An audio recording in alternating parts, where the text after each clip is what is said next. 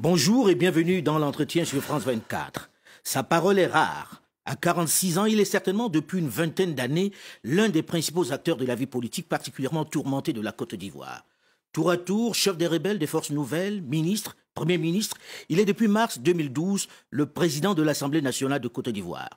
Mais pour combien de temps encore, au regard des tensions qu'il oppose désormais au président Alassane Dramane Ouattara et à son parti, le RDR? Sera-t-il candidat à la présidentielle de 2020? Maintenant que le chef de l'État ivoirien parle de passer la main à une nouvelle génération. Guillaume Kegbafori Soro est notre invité aujourd'hui. Bonjour, monsieur Guillaume Soro. Bonjour, monsieur Foka. Alors, une rumeur persistante veut qu'on vous débarque dans quelques semaines ou dans quelques jours de la présidence de l'Assemblée nationale. C'est vrai? Vous parlez de rumeurs, je l'apprends en même temps que vous, mais je pense que la relation excellente que j'ai avec le président de la République, son Excellence M. Alassane Ouattara, me porte à croire que ce n'est qu'une rumeur. Monsieur Soro, on va parler franc, très franc. Oui. Vous savez très bien que la relation n'est pas si excellente que cela. Vous êtes à Paris, vous arrivez du Canada, on vient de faire un congrès du RHDP unifié, le parti qui doit permettre d'aller aux élections. Vous n'y êtes pas. Oui. Et avant que vous ne partiez, on parlait déjà de la tension entre vous et le président. Qu'en est-il exactement? Non, soyons francs, honnêtes, je vous dirai les choses très clairement. Je dis que la relation entre le président de la République et le président de l'Assemblée nationale, mais la relation entre M. Ouattara et Guillaume Soro résiste aux intempéries, n'est-ce pas, d'entourage quelquefois excessif. De qui? De qui en particulier? D'entourage, de deux entourages quelquefois excessifs. Et j'en subis très souvent le courroux. Mais je peux dire qu'au-delà de nos entourages, notre relation demeure solide et excellente. C'est un langage politique. On ne peut pas faire le parti unifié que demande le président de la République. Vous êtes absent. Pourquoi vous quittez le pays avant ce congrès? Monsieur Foka, vous savez bien que j'étais en mission officielle au Canada. Ce n'est pas une mission Mais vous que saviez qu'il y avait ce inventée. congrès. Vous saviez bien qu'il y avait ce congrès. Non, ce n'était pas un congrès, c'était une assemblée générale constitutive. Bien sûr qu'il y aura d'autres réunions, il y aura des congrès, il y aura le congrès constitutif. Mais pour l'heure, ce n'était que l'assemblée générale des membres fondateurs. Ceci dit, il faut que je précise que ma mission au Canada était fixée depuis 1 an à l'avance. Et j'ai tenu le président de la République informé. Donc vous n'étiez pas au courant que se préparait cette Assemblée générale? Je savais bien qu'il y aurait donc des décisions importantes que le président envisageait de prendre. D'ailleurs, pour vous donner plus d'informations, le président m'avait reçu avant mon voyage. Absolument. Mais à l'époque, il était question de la dissolution au nom du gouvernement. Donc c'est quand j'étais en mission, certainement, que la date de l'Assemblée générale a été fixée. Alors on sait que vous êtes opposé au parti unifié, au RHDP unifié. Mais je ne suis pas du tout opposé au RHDP. Donc vous êtes RHDP? Alors laissez-moi exprimer ma pensée. La question donc de transformer l'alliance politique du RHDP en parti unifié a été longtemps évoquée.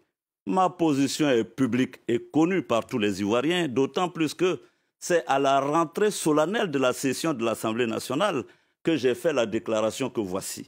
J'ai dit que le parti unifié issu du RHDP devrait être un parti d'abord inclusif et qu'il fallait donc comme moteur pour la création de ce parti le dialogue et qu'il ne fallait laisser personne, n'est-ce pas, en marge. Mais le RHDP tel qu'il est aujourd'hui, unifié tel qu'il est aujourd'hui, qui exclut de fait le PDCI et Bédié, vous l'acceptez? Vous y adhérez? Alors, je dis que je garde espoir et je suis optimiste. Je rentre en Côte d'Ivoire, je parlerai avec le président Ouattara, je parlerai avec le président Bédié. De toute façon, vous avez bien pu noter que le président Ouattara a affirmé qu'il continuera, n'est-ce pas, de discuter avec le président Bédié. Mais en forçant la main un peu au partenaire PDCI qui n'en veut pas. Je vais dire, le porte-parole du PDCI, Jean-Luc Billon, a clairement dit qu'il n'en voulait pas. Bon, moi, je n'ai pas à commenter les propos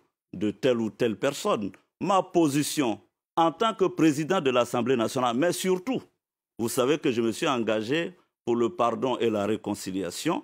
Donc, ma posture, désormais, m'impose personnellement à faire en sorte que les deux grands hommes d'État que sont le président Ouattara et le président Bédié ne rompent pas le dialogue et qu'ils continuent à discuter pour des lendemains meilleurs pour notre pays. Alors là, le président Alassane Dramane Ouattara, lors de cette Assemblée générale, dit « On va faire un parti unifié pour aller aux élections, pour gagner ces élections, mais on va passer la main à une nouvelle génération. » Vous vous sentez concerné? Vous serez candidat à la présidentielle? Ça vous arrange? Non, mais disons que cette posture du président Ouattara, je la connaissais depuis.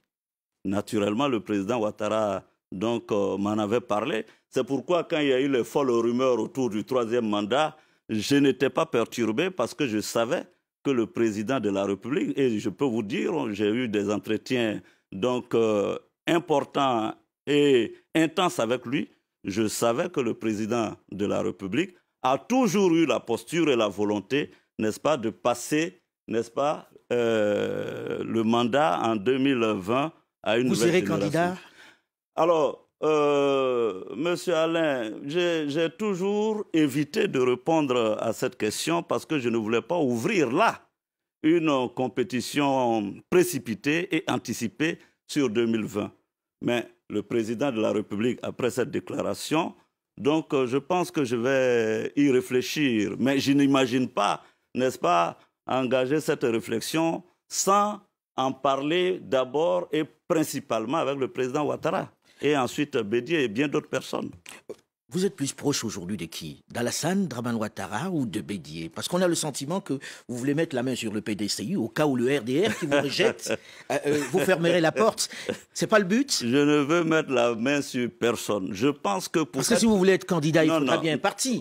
Alors lequel des deux? Le parti unifié, ça va être difficile à faire. Monsieur Talon a été président au Bénin sans parti politique. Ce que je veux dire, c'est qu'aujourd'hui, j'ai une mission qui est presque un sacerdoce. C'est de faire en sorte que la Côte d'Ivoire se réconcilie. Justement. Alors évidemment, mon objectif est de faire en sorte que le traumatisme créé par les élections de 2010 n'existe plus en Côte d'Ivoire. Nous avons eu des élections apaisées en 2015. La maturité des hommes politiques nous impose, de la classe politique ivoirienne, nous impose de faire en sorte que 2020, il y ait aussi des élections apaisées. Alors, des élections apaisées, ça passe par la réconciliation nationale. Oui. Vous en parlez beaucoup de la réconciliation nationale. Parlons-en, justement. Est-ce qu'on peut faire la réconciliation nationale lorsque l'on sait qu'après ce qui s'est passé, la longue crise politique, militaire en Côte d'Ivoire, les seuls qui sont en prison à La Haye, c'est Laurent Gbagbo. Il n'est quand même pas le seul qui ait fait des exactions pendant cette période. Peut-on aller à la réconciliation avec Gbagbo à La Haye? Alors, je vais vous dire que la réconciliation, il n'y a pas de préalable à la réconciliation nationale. La réconciliation nationale, d'abord, doit être une volonté individuelle, une volonté commune, n'est-ce pas, d'aller au pardon et à la réconciliation nationale. Ceci s'est vérifié au Rwanda, cela s'est vérifié en Afrique du Sud, et je dis avec force que c'est possible en Côte d'Ivoire. C'est possible en Côte d'Ivoire, mais vous êtes à 8 ans aux affaires déjà, quasiment. Oui. Il ne s'est rien passé. Et la question que posent beaucoup d'Ivoiriens, je me fais un peu le porte-parole d'un certain nombre ici, est de dire, comment on parle de réconciliation nationale, il ne s'est rien passé pendant 8 ans. Et il n'y a que Laurent Gbagbo et Blé Goudé qui soient à La Haye. Est-ce qu'il n'y a pas une justice des vainqueurs, tout simplement? Est-ce qu'il peut y avoir une réconciliation nationale, vous savez, sans que la justice passe par là? Moi, je ne suis pas dans ces slogans de justice des vainqueurs ou justice des vaincus. Le plus important aujourd'hui, 8 ans après, comme vous l'avez dit, il faut que les lignes bougent. Et avec le discours que nous tenons, on voit bien que les lignes bougent en Côte d'Ivoire. De plus en plus, la question... Qu'est-ce qui a bougé? Qu'est-ce qui a bougé sur la réconciliation nationale, puisqu'on en parle? Qu'est-ce qui a été fait? La commission qui a été mise en place n'a même pas pu travailler. Et aujourd'hui encore, les Ivoiriens disent... Guillaume parle beaucoup, Guillaume Soro parle beaucoup de réconciliation, mais on ne voit rien pour l'instant. Est-ce que ce n'est pas là où vous avez le plus échoué? Non, je veux bien. Sauf que ceux qui le disent, qu'est-ce qu'ils proposent? Mais c'est vous qui Là êtes est la question. Nous sommes aux affaires.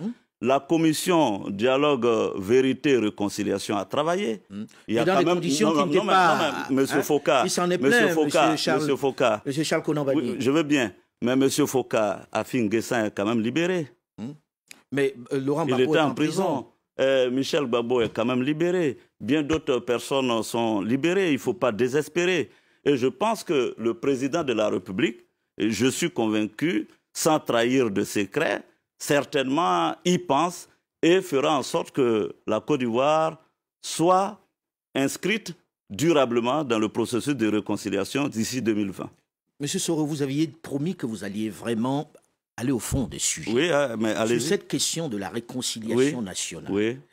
Vous êtes quand même conscient que c'est le domaine dans lequel vous avez le plus de difficultés. Pas grand-chose n'aboutit. Qu'est-ce qui bloque? Qu'est-ce qui empêche que les Ivoiriens puissent se réconcilier? Alors, déjà, il faut que les uns et les autres aient l'humilité d'accepter d'aller au pardon, la réconciliation. Quand nous autres, nous parlons de réconciliation, il faut bien savoir qu'il y a des extrémistes, aussi bien dans notre camp que dans le camp de M. Laurent Gbagbo, qui ne veulent pas entendre parler de pardon et de réconciliation. Les extrémistes de M. Laurent Gbagbo disent « on n'a rien fait, c'est nous les victimes, donc on ne peut pas aller à la réconciliation ». J'ai dit que pour aller à la réconciliation, il n'y a pas de préalable. Il faut accepter, n'est-ce pas, de discuter, de pardonner, de faire repentance. Alors, si vous dites que vous n'avez rien fait, alors comment on peut arriver au pardon? C'est pourquoi je dis que, et moi je l'ai assumé, j'ai même fait une déclaration publique pour dire que je souhaitais que les prisonniers politiques soient libérés. Comme ça, on peut trouver plusieurs mécanismes. Au Rwanda, c'était la justice transitionnelle. Comme on appelle en Afrique du Sud, c'était un autre processus. Donc, il faut qu'on accepte. Mais pour qu'on y arrive, il faut que les deux camps vous, dans votre camp, est-ce que vous l'avez accepté?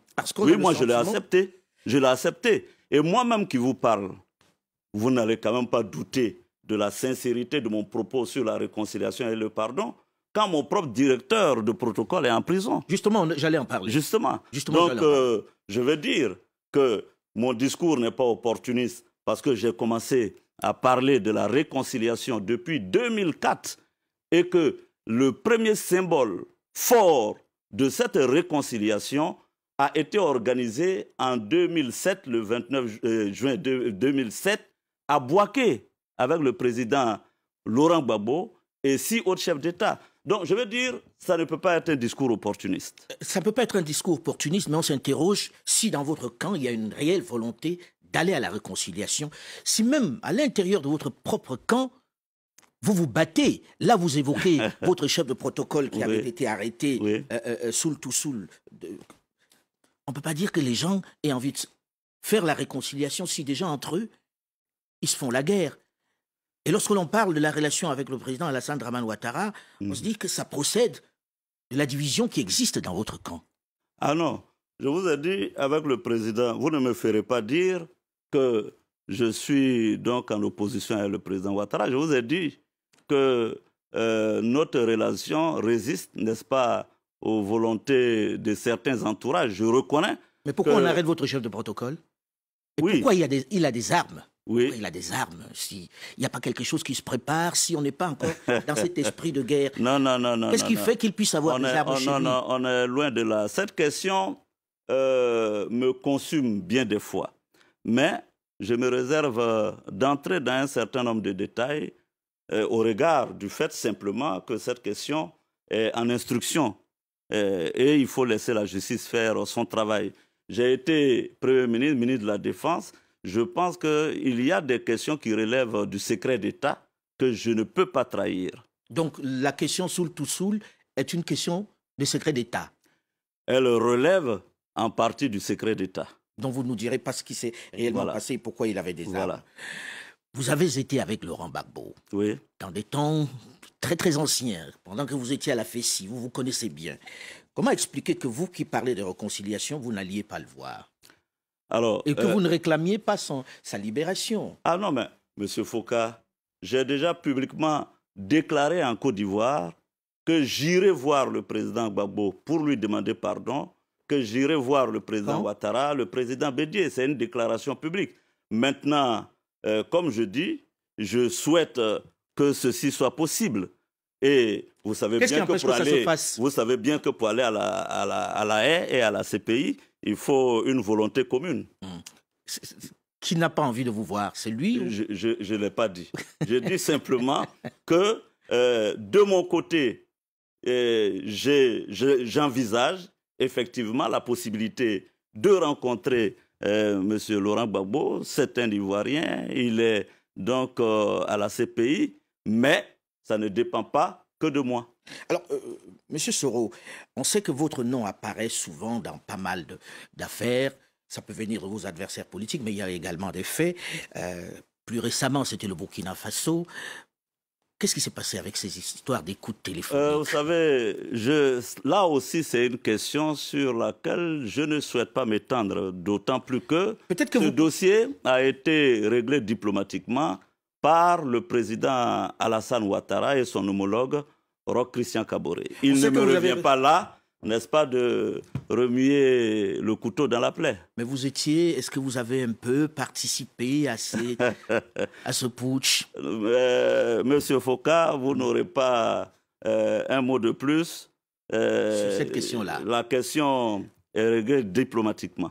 Alors, est-ce que vous allez créer un parti, Guillaume Soro? Ce n'est pas à l'ordre du jour.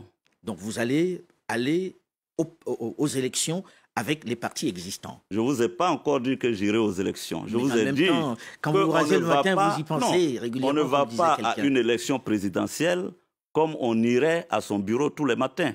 Donc, pour aller à une élection présidentielle, il faut, bien entendu, donc, une décision, il faut des discussions importantes. Et je l'ai dit, je vais y réfléchir plus sérieusement qu'avant. Alors, vous êtes à 1 an et demi des élections en Côte d'Ivoire. Il est évident qu'on vit au rythme de cette campagne en Côte d'Ivoire, même si ce n'est pas avoué. Si on vous posait la question de savoir quel est le bilan que vous pouvez dresser des 2 mandats que vous avez eus aux affaires, au-delà de l'échec de la réconciliation nationale que tout le monde est d'accord pour reconnaître. Vous savez, est-ce qu'on peut mettre à votre crédit? Non, ce que je peux vous dire, c'est que gérer un État, ce n'est pas aussi simple que les gens pourraient croire. Je crois que le président Ouattara a accompli de grandes choses. Il faut aussi l'avouer. Au plan économique, de grandes choses ont été réalisées. Au plan social, il a aussi travaillé. Donc, je ne pense pas que le bilan du président Ouattara soit, comme vous dites, mitigé. Moi, je pense que des choses ont... Rappelez-vous que quand nous prenions le pouvoir en 2011... On a beaucoup parlé du pouvoir du Nord. Est-ce que c'est vrai ou pas? Quel pouvoir du Nord? C'est-à-dire qu'aujourd'hui, il y a eu un rattrapage avec beaucoup de gens qui sont du Nord qui ont été mis aux affaires. Non. Ça, je ne le pense pas. Bien. Je pense que le président Ouattara est venu d'un contexte particulier. Il avait une coalition politique avec 4 ou 5 formations dans le RHDP. Et je peux vous dire, on peut tout reprocher à M. Ouattara, mais il est très, très attentionné en ce qui concerne les procédures. Et je sais que M. Ouattara, régulièrement, pour nommer à des postes et à des postes de responsabilité, a consulté la coalition. Nous arrivons malheureusement au terme de cet entretien. Merci, M. Guillaume Soro, d'être venu. Restez sur France 24, l'info continue.